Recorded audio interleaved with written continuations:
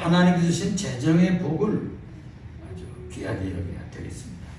신자들은 그래서 하나님께서 주시는 이 재정의 복으로 필요를 채워주심으로 인해서 먼저 하나님께 드릴 수가 있고 또 나누는 삶을 통해서 풍성해집니다. 다윗도 그랬고 그리고 모세도 기도하기를 그런 기도를 드렸어요. 이 모든 금은 도와 모든 성전을 짓고 하는 이 모든 재물을 다 어디서 왔습니까?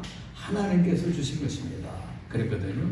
우리가 무슨 직장에서 사업하고 또 기업하고 하는 것이 다 어디서 오죠? 하나님께서 공급하시는 것에서 왔다는 사실을 먼저 기억해야 됩니다. 이 시간 세 가지 주제를 생각하면서 하나님의 약속을 살펴보겠습니다. 오늘은 그래서 하나님이 주실 재정의 복이라 이런 제목으로 은혜를 나누고자 합니다. 한번 따라서 해봅시다. 하나님이 주실 재정의 복. 먼저는 하나님의 공급을 신뢰하라. 하나님의 공급해 줄 것을 믿으라는 거예요. 빌립보서 4장 19절 오늘 말씀에 보면은 이런 말씀을 합니다. 나의 하나님이 그리스도 예수 안에서 영광 가운데서 그 풍성한 대로 그의 모든 쓸 것을 채우시라. 모든 쓸 것을 채우신단 말이에요. 이게 약속이에요. 꼭 여러분들 머릿속에 마음속에 기억해 주시면 좋겠어요. 사업이 안 되는데 어떡하나, 장사가 안 되는데 어떡하나, 직장이 위험한데 염려가 되죠. 그러나 주님께서 어떤 경우에도 우리가 쓸 것을 채우시는데 모든 쓸 것을 채워주신다고 했어요.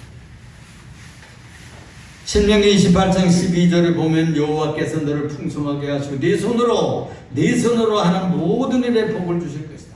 네 손으로 하는 모든 일에 복을 주실 것이다. 그랬어요. 이 재정의 복은 단순히 물질적인 풍요가 아니라 하나님께서 우리의 필요를 채우시는 공급의 약속입니다. 그러니까 필요한 대로 풍성하게 채우시겠다는 뜻이에요. 예수님 말씀하시기를 우리들의 기도를 가르쳐 주셨잖아요. 일용할 양식을 구하라고 그랬어요. 매일매일 3년치 구하라고 그랬어요? 5년치 구하라고 그러지 않았어요. 매일매일의 양식만 있으면 됩니다. 그렇죠? 꼭 쌓아놓아야 되겠습니까? 그런데 여러분 우리들이 불안해가지고 미리미리 준비하죠. 그러나 하나님께서는 우리에게 일용할 양식을 주시겠다. 그렇게 주기도문에서 약속하고 있습니다. 우리의 필요를 채워주시겠다는 거예요. 이것은 무엇을 전제하는 거 아니? 내일이나 모레나 모든 것들까지 다 하나님이 예비하셨다. 그런 뜻이에요. 그런 뜻이에요. 하나님께서 우리를 반드시 채워주십니다. 필요를 채워주십니다. 경제적인 불안 속에서도 우리가 하나님을 믿어야 되는 거예요. 신실하심을 믿어야 되는 거예요. 하나님은 불경기를 타시는 분이 아니에요, 여러분. 창조주시기 때문에 모든 경제를 조성하고 생산하신 분이 여호와 만군의 하나님, 창조주십니다. 그래서 그분은 불경기 타시는 분이 아니에요. 아멘. 영향받지 않아요. 우리에게 자기 자녀들, 우리 부모님들이 자녀들 문제를 너무나 잘 알듯이 하나님께서는 자기 자녀들인 우리를 모든 필요를 아신다니까요. 그래서 우리는 그 어려운 시절에도 또 불안한 시절에도 하나님을 의지하고 믿어야 돼요. 신뢰하라. 그런 말. 믿음이 중요한 것입니다. 하나님을 신뢰할 때 공급의 은혜를 경험하게 되는 거예요. 아니 여러분 생각해 보세요. 하나님 아버지를 믿지 않고 신뢰하지 않고 또 경기에 또 불경기에 영향받는 신이라면 믿을 가치가 없는 신이에요. 전능한 자가 아니에요. 그래서 하나님을 믿고 신뢰, 그의 능력과 지혜와 풍성한 은혜와 자비와 용서와 엄청난 공급의 능력과 전능성을 가진 그분을 신뢰할 때 염려할 것이 없게 됩니다. 어느 성도가요 직장을 잃었어요. 생활비가 모자랐죠. 막막했어요. 기도로 하나님께 의지하고 기도하기 시작했어요. 변수가 있어요. 신자가 어떻게 하겠어요. 그러니까 주님께 부르짖고 기도했어요. 그랬더니 모든 쓸 것을 채우시는 주님, 지금까지 내 모든 필요를 채워주심을 감사합니다. 그러니까 지금까지는 먹고 사는 것에 대해서, 입고 사는 것에 대해서, 누리고 사는 것에 대해서 감사했어요. 그 누가 공급했느냐 하는 것을 먼저 감사할 줄을 알아요. 지금까지 살아온 것에 대해서 하나님 그래도 내가 이렇게 살게 되었고 입고 살고 먹고 살고 누리고 살고 자녀들을 가르치고 이렇게 살지 않았는가? 이 주셨음에 대해서 공급하심에 대해서 믿고 감사를 드릴 줄 알아야 되겠죠. 우리가 커피 한 잔만 얻어먹어도 감사해가지고 아이 날 다음에는 내가 갚아야 되겠네 이런 생각을 하는데 하나님 아버지께서 우리에게 지난 동안 모든 것을 공부해 주셨는데 감사할 줄 알아야 되겠죠. 그렇게 기도를 했더니 이 성도에게 말이에요. 놀랍게도 이웃이 말이에요.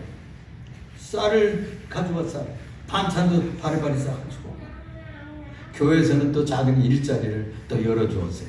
그래가지고 먹고 입고 누리고 살게 됐는데 그게 이런 고백을 했습니다. 정말 하나님이 쓸 것을 채우셨습니다. 이렇게 간증을 했다는 거죠. 지금은 모자라도 이미 채워주셨음에 대해서 감사할 줄 알아요. 조금 모자란 것 같은 시험과 또는 훈련이 필요하기 때문에 우리를 좀 다루시는 손길이 있기는 하죠. 그렇게 하면 하나님께서 앞으로도 채워주실 줄로 믿으시기를 바랍니다. 두 번째는요, 하나님께 먼저 드려라. 잠언 3장 9절 10절에 읽어보면 이런 말씀이 나와요. 네 재물과 네 소산물의 처음 익은 열매로 여호와를 공경하라 그랬어요. 처음 익은 열매 여호와를 공경하라 그랬어요. 첫 얼굴을 바쳤어요. 첫 얼굴. 첫 열매를 바치는 게 쉽지 않습니다. 직장에 들어가가지고 첫 열매를 바쳤다. 하나님께서 그의 직장을 보장하는 거죠. 하나님께 내 이 직장을 맡깁니다. 우리가 한 달에치 10분의 1을 드리는 것도 중요하지만 그의 첫 열매를 바치는 것은 굉장한 축복이겠죠. 그렇게 하면 내 창고가 가득히 차고 내 집터는 내 새 포도즙이 넘쳐날 것이다. 말라기서 3장 10절 유명한 말씀입니다. 온전한 11절을 창고에 들여 나의 집에 양식이 있게 하라. 이게 옛날 얘기예요. 농사 짓고 또 목축을 하던 그런 시절이에요. 그래서 12지파라고 하는 이스라엘 지파들이 있었는데 한 지파는 왕의 지파예요. 한 지파는 제사장 지파였어요. 제사장 지파는 사업이 없어요. 예배 드리는 것만 하는 거예요. 또 정치하는 사람들도 정치하고 벌어먹고 생활비를 받잖아요. 그런 것처럼 그래서 세금으로 10분의 1을 드리고 또 헌금으로 10분의 1을 공식적으로 드렸어요. 그게 11조의 기원이에요. 아브라함이 시작을 했지만 이것이 거의 제도적으로 정착을 했어요. 그래서 신앙의 업무에 종사하는 이들을 먹여 살렸습니다. 그래서 그 얘기를 하는 거예요. 온전한 11조를 창고에 들여서 그래서 하나님의 종들을 먹이고 공급하는 것은 하나님의 것으로 하라 그런 뜻입니다. 그래서 내가 하늘문을 열고 너에게 복을 쌓을 것이 없도록 붓지 아니하나 보라.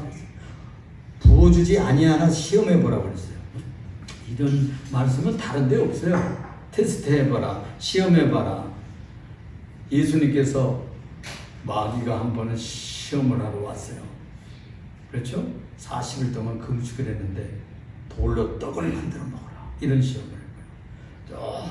높은 데 올라가서 세상을 보여주면 절하라. 그러면 이것을 너한테 넘겨주겠다. 이렇게 사기를 치려고 했어요. 저 주님께서 말씀하셨어요. 하나님을 시험하지 말라. 쫓아내는. 그래서 하나님을 시험하는 것은 금지되어 있는 사항입니다. 그런데 여기에만 그렇게 되어 있어요. 여기에만 하나님을 시험해봐라. 해보라는 거예요. 응? 너에게 복을 쌓을 것이 없도록 붓지 아니하나 보라 그랬어요. 재정의 복은 하나님께 먼저 드리는 삶에서 출발이 돼요. 모든 것이 하나님께로부터 왔다는 것을 인정하는 신앙 고백입니다. 응? 이것은 하나님은 무슨 목축업하는 이들에게서 하나님의 양이 부족해가지고 그걸 바치라고 했어요. 그분은 피해 굶주리는 그런 신이 아니에요. 그런데 그들의 수입에서 그렇게 함으로써 모든 것을 하나님께서 조성하시고 풍성하게 주시고 공급하시고 좋은 기후를 주시고 생명수를 공급해 주셔서 양떼를 먹을 수 있고 또 때를 따라 비를 주므로 그 푸른 초장에서 양떼를 키울 수 있도록 조성하시기 때문에 그걸 인정하라는 것입니다. 인정. 하나님이 기후도 주시고 하나님의 풀도 주시고 샘물도 주시고 기후도 주시고 건강도 주심을 인정하라는 거예요. 그것이 물질적인 신앙 고백이에요. 모든 것이 하나님께로부터 온다는 것을 인정하고 고백하라. 11조는 그래서 하나님을 내 주인으로 인정하는 신앙 고백입니다. 나의 모든 것을 쥐고 있는 장중에 우리를 붙잡고 있다고 하는 사실을 물질적으로 고백하는 것이죠. 하나님께 하나님의 것을 먼저 드릴 때 우리들의 삶에도 풍족한 공급이 약속이 성취가 되는 것입니다. 하나님은 복의 문을 열고 닫으시는 분이에요. 아멘. 하나님이 복을 열고 닫으셔요. 여기 그랬잖아요. 내가 만들어서 하는 얘기가 아니에요. 여기 보면 이런 말씀이 있어요. 내가 하늘 문을 열고 너에게 복을 쌓을 곳이 없도록 붙지 아니하나 보라 그랬잖아요. 하늘 문을 여시는 분은 누구냐? 하늘 문을 닫으시는 분은 누굴까? 하나님이에요. 예수께서도 그래서 너희는 하나님을 시험하지 말라고 그랬지만 여기에서는 반드시 하나님을 테스트해 보아도 괜찮다고 그랬어요. 성경에 그래서 여러분들도 이 11절을 드리면서 하나님의 축복의 문이 나에게 열려오나 안 열려오나 검토해 볼 수가 있는 것이죠. 복이 내려오는가 아니 내려오는가 검토해 볼 수 있는 유일한 아주 좋은 시험거리, 테스트해 볼 수 있어요. 그러므로 수입이 적을 때부터 시작해야 돼. 여러분 우리가 훈련해보고 그러는데 보면은 월급도 적을 때 또 장사에서 수입도 적을 때 이때부터 하는 게 좋아요. 축복받아가지고 1,000만 원이 되고 2,000만 원, 3,000만 원 되고 수억이 되고 그러면 그것이 10분의 1 되기가 어려워요. 그래서 1,000원 수입일 때 100원 떼기는 그래도 아직은 100원 이렇게 생각할 수 있어요. 10,000원일 때 1,000원 드린다 이럴 수 있어요. 그래도 비교적 쉬워요.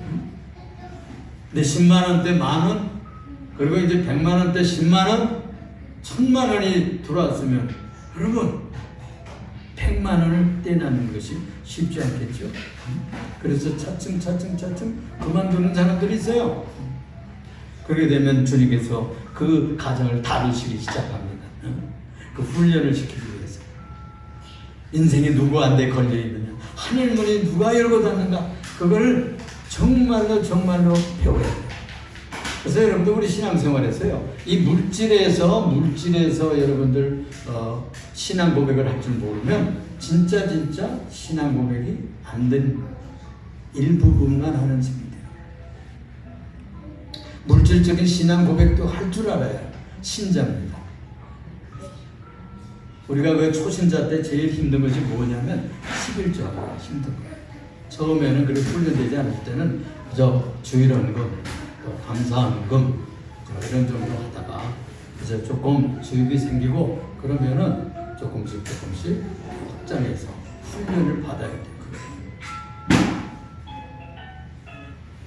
이렇게 하면 그래서 성난 축복을 부어받았을 때 그렇게 낼 수가 있는 것입니다. 잘 되면 드리지 뭐. 좀 넉넉해지면 드리지 뭐.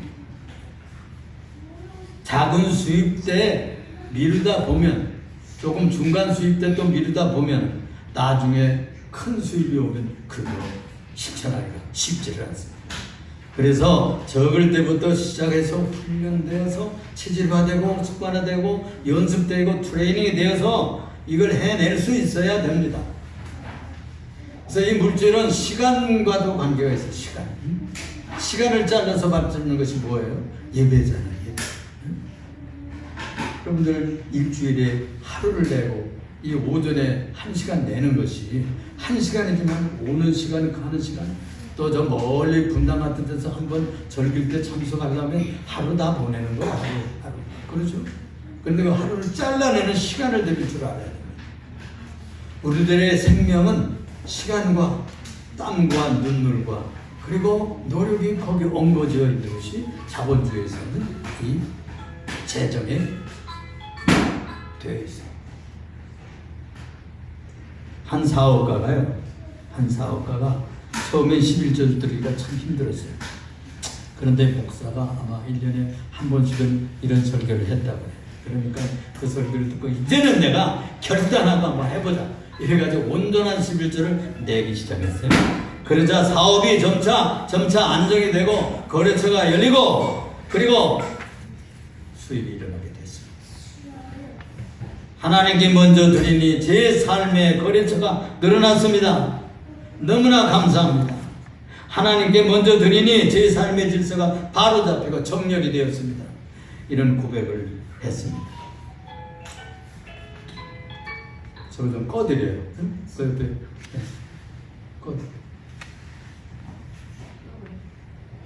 세 번째, 나는 손길에 임하는 이 축복이 있다를 믿어야 됩니다. 하나님께서 우리들의 손에 축복의 재물을 붙여줘야 돼요. 여기 이런 말씀을 하고 있습니다. 우리가 처음에 읽은 말씀을 볼 것 같으면 신명기 28장 12절에 이런 말씀을 합니다. 여호와께서 너를 풍성하게 하시고 네 손으로 하는 모든 일에 복을 주실 것이다. 우리의 손으로 하는 일에 복을 붙여주셔야 돼요. 그래서 손으로 하는 일들이 풀려나가고 해결돼 나가고 역사가 일어나고 불어나고 풍족한 역사가 생산이 되는 것이에요. 우리 손으로 하는 일이 복되게 되지 않고 자꾸 내가 손만 대면 깨지고 내가 손만 대면 막히고 내가 그냥 손만 건드리면 문제가 얼그러지고 이래서는 안 해야 되겠잖아요. 여러분들의 손이 복된 손들이 되시기를 축원합니다. 아멘. 여기 신명기 28장에 그래서 내가 내 손을 복되게 하리라. 축복을 내 손에다 붙여준다고 그래서 붙여준다.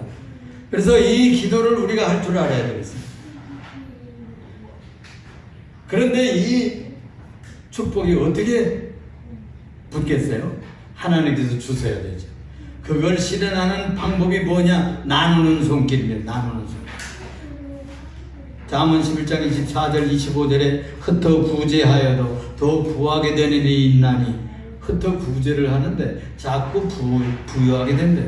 남을 윤택하게 하는 자는 자기도 윤택하여지리라. 주님께서 아주 공식적인 말씀을 하신 적이 있는데 너희가 남에게 대접받고자 하는 대로 너희도 남을 대접하라. 한번 다 같이 한번 해봅시다. 너희가 대접받고자 하는 대로 너희도 남을 대접하라. 그렇습니다. 하나님을 예우하고 하나님께 드릴 것을 드리고 이웃에게 나누어주고 이웃에게 인사받고 싶어요? 인사하세요. 먼저 인사하세요. 어른들이라도 어린이들한테 먼저 인사해 보세요. 청소년들에도 왔어? 그만 어깨를 두드리면서 먼저 인사해 보세요. 그러면 청소년들이 먼저 인사할 거예요. 나중에 대접받고자 하는 대로 대접하고 물질도 마찬가지고 우리가 예우나 존경과 모든 존중도 마찬가지입니다. 재물도 마찬가지예요. 그래서 잠언 19장 17절에 가난한 자를 불쌍히 여기는 것은 여호와께 꾸이는 것이다 그랬어요. 여호와께서 하나님께서 우리한테 빌려가는 거래요. 응? 우리가 구제하고 나누어주고 이렇게 하는 선행은 반드시 갚음이 옵니다. 이자에 이자를 덧붙여서 주님께서 엄청나게 싸고 안아가지고 흔들어 대어 눌러준다고 눌러서 안겨주리라 그런 말씀까지 하고 있어요. 이 재정의 복은 나누는 삶을 통해서 풍성해지는 거예요. 하나님께 나누어 드리는 것이 헌금이라고 볼 수 있어요. 여러분 사람들과 같이 나누는 것은 구제라고 볼 수가 있어요. 도움이라고 볼 수 있어요. 장학금을 도와주고 또는 생활비를 도와주고 어려울 때 붙잡아주고 그런 것들이 바로 나에게 다시 돌아오게는 씨 뿌리는 농사와 같습니다. 그래서 이 인생은 농사짓는 것 같아요. 제가 수십 년 전에 한경직 목사님의 설교를 들었어요. 제가 가끔 몇 년에 한 번씩 이 얘기를 합니다. 여러분 미움을 부리지 마세요. 사랑을 부리세요. 사랑을 부리면 사랑을 거둡니다. 은혜를 부리십시오. 은혜를 추수하게 될 것입니다. 복을 부리세요. 축복을 부리세요. 그러면 축복을 거두게 될 것입니다. 미움을 부리면 미움을 거두고 저주를 부리면 저주를 거두게 된다는 거예요. 여기도 그런 말씀을 하고 있는 거예요. 남을 윤택하게 하는 자는 자기도 윤택하여지고 남을 핍박하고 남을 괴롭게 하는 자는 자기도 나중에는 괴로움이 오게 되는 것입니다. 가난한 자를 불쌍히 여기는 것으로 여호와께 꾸임을 받는, 하나님 앞에 대출해 드리는 그런 역사가 있기를 바랍니다. 주님께서 이런 엄청난 것으로 원금도 갚고 축복도 얹어 주실 거예요. 그래서 그 선행을 갚아주시리라 그랬습니다. 그래서 많이 뿌리면 많이 거둡니다. 적게 뿌리면 적게 거두게 되는 것입니다. 세상의 경제 원리와 달라요. 하나님 나라의 원리는 주는 자가 더 복받는다고 그랬어요. 마태복음 원리라고 해요. 마태. 주는 자가 더 풍성해지는 거예요. 없는 자들은 더 빼앗겨 없어져. 그냥 아끼고 너무 그렇게 하면은 존졸하게 한다는 것과, 아끼고 인색하고 이렇게 하면은 오히려 더 모자랄 수가 있어요. 역설적인 진리입니다. 구제와 나눔과 하나님께 드리는 이런 삶은 우리의 다른 예배입니다. 물질의 예배예요. 그것이 반드시 갚아주는 계기가 오게 됩니다. 한 청년이 월급은 작지만 이분이 조금씩 떼어가지고 매달 조금씩 모아가지고 어려운 이웃을 돕고 고아원에 보냈어요. 몇 년 뒤에요. 예? 공부 열심히 하는데 이 사람한테 장학금이 왔어요. 장학금. 그래가지고 유학 가는 길이 열렸어요. 유학 가는.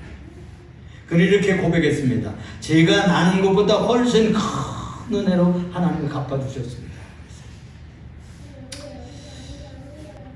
아들 하버드 로우스쿨 장학금 지급이 중단이 됐어요. 트럼프가 아시안들에게 하버드 로우스쿨에 장학생으로 다 됐어요. 10명 안에 들어가 있어요. 그런데 지급이 중단되는 거예요. 지급이 중단. 거기에 중국 학생들이 많이 들어와 있다고 지급을 안 해주는 거예요. 공평하게 다른 아시안들에게도 안 해주는 거예요. 3층 전세집을 빼서 가져가려고 했던 거예요. 그런데 전세가 지금 잘 나가질 않았어요. 그러자 설국산 기도하고 그 집회하는데 거기 가서 그 사람이 거기에 잘 가요. 또 시간이 있으면 그 다음에 에스더 기도회라고 하는 거 철야 기도회에 가서 그런데 어떤 모르는 여신자가 자기 점심 먹는 식탁 앞에 부진 와가지고 말을 자꾸 거는 거예요. 모르는 분인데. 그러다가 집회가 끝날 때쯤 집이 어디냐고 묻더라는 거예요. 일산 방향으로 가는데 일산 탄현에서 내립니다. 전철 타고 가면 됩니다. 아이고 나는 저 파주인데요. 방향이 같으네. 그럼 제가 모시고 가죠. 그래가지고 그분의 차를 타고 이제 일산 여기 오면서 얘기가 터졌어요. 사실은 자기가 집회에서 기도를 하는데 자꾸 음성이 들린다는 거예요. 저 여자를 도와라. 저 여자를 도와라. 저 여자를 도우면 내가 너를 슈퍼내추럴하게 초자연적으로 너를 도와라. 이런 음성이 자꾸 들리는 거예요. 자꾸 들리는 거예요. 이래가지고 견딜 수가 없어서 식탁 앞에 와서 얘기를 붙이고 또 가는 방향이 어디라고 이렇게 하면서 얘기가 나왔는데 사실은 자기 땅도 좀 있고 집도 좀 있는데 조그마한 아파트를 팔았대요. 그래서 2억 5천 팔았는데 자기 남편이 지금 그걸 다 지니고 있는데 이 음성은 자꾸 들려오기를 저 여자를 도와라. 저 목사를 도우라고 이렇게 사인이 자꾸 오는 거예요. 그런데 고백을 하는 거예요. 사실 우리 남편이 돈을 다 가지고 있어서 내가 저걸 내 마음대로 할 수가 없는데 이를 어찌하면 좋습니까? 이 일을 위해서 당신이 기도하셔야 됩니다. 이래가지고 기도를 부탁하더라는 거예요. 그래가지고 그 문제 때문에 열심히 기도했습니다. 하나님 앞에 기도했어요. 그런데 놀랍게도요. 11조 이상이 되는 3,500만 원을 달러로 바꿨어요. 그래가지고 받았어요. 그래서 장학금 일부를 해결했습니다. 기적이죠. 기적. 그런데 그 전에 이 월자 목사는요. 그 조그마한 사람인데 우리 형제들 중에서 잘 별일 없었어요. 제일 작고 그런데 이 사람이 제일 세게 일하는 거야. 얼마나 강력한 믿음을 가졌는지 얼마나 금식도 잘하고 기도하고 해내는지 감당할 수가 없어. 여러분 그 얼마나 많이 구제하는지 몰라요. 그냥 헌신으로 그냥 헌금하고 이렇게 심어요. 그러더니 그가 그 어려울 때 주님께서 3,500만 그저 지원하던 달러로 바꿔서 다시 한번 오면 한번 물어보세요. 그게 진짜인가 아닌가. 사랑하는 우리 성도 여러분, 하나님께서 부유하십니다. 우주를 만드신 분이에요. 지구를 조성하신 분이에요. 우리 인류를 이 땅에 조성하시고 모든 일을 먹였어요. 이스라엘 사람들이 저 출애굽할 때요, 너무나 고기가 먹고 싶다고 이렇게 울부짖으니까요, 여러분 수십 킬로예요. 2규빗 이상, 한 규빗이 45cm 정도 돼요. 그러면 90cm, 석자 무릎 위로 말이야. 쫙 깔린 거예요. 배추라기가. 배추라기는요, 6.1 전쟁 때 이스라엘 군인들이 시나이 반도 그 사막에 이제 진지를 파고 이렇게 새벽 황혼쯤 되니까 뭐가 가서 툭 떨어지고 그러더래. 그래서 보니까 그게 뭐냐? 아침에 보니까 이게 따뜻해지면 푸석푸석 하더니 푹 날아가고 이게 배추락이다. 그러니까 이 새는요, 수십 킬로를 이렇게 장거리 여행을 하면서 날아오다가 힘이 빠지면 툭 떨어져요. 그래가지고 밤새 리차지 해가지고 다시 회복해가지고 아침 따뜻한 햇빛이 되면 푹 놀러가는 거예요. 이것을 모세가 이끌던 200만 이스라엘 사람들한테 며칠을 먹는다. 한 달 이상을 먹었어요.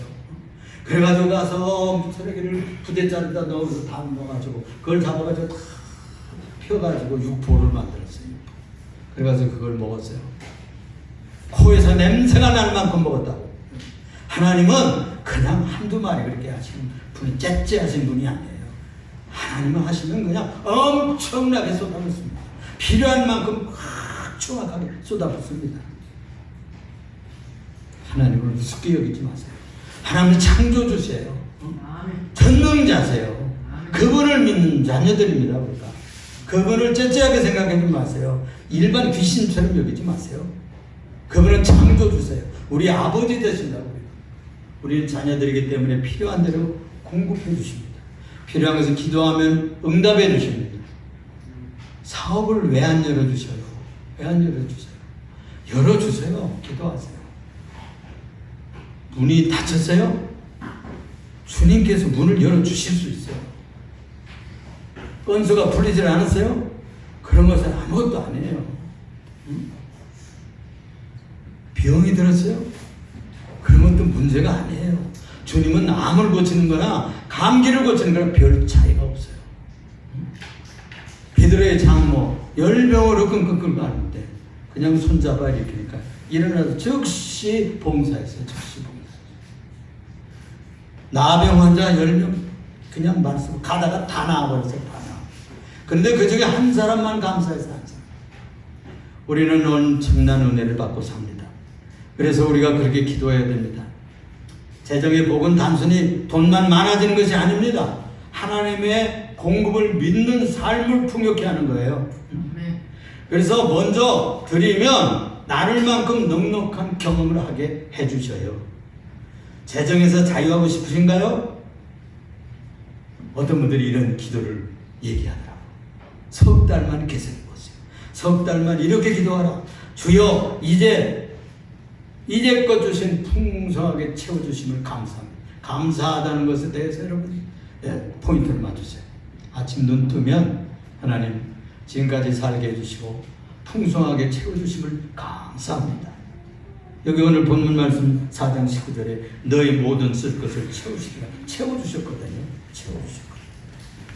하나님께 감사하며 채워주심에 대해서 감사할 줄 알아야 돼요. 또는 그 다음에는 하나님 복의 문 하늘문을 열어주사 우리에게 복을 쏟아 부어주세요.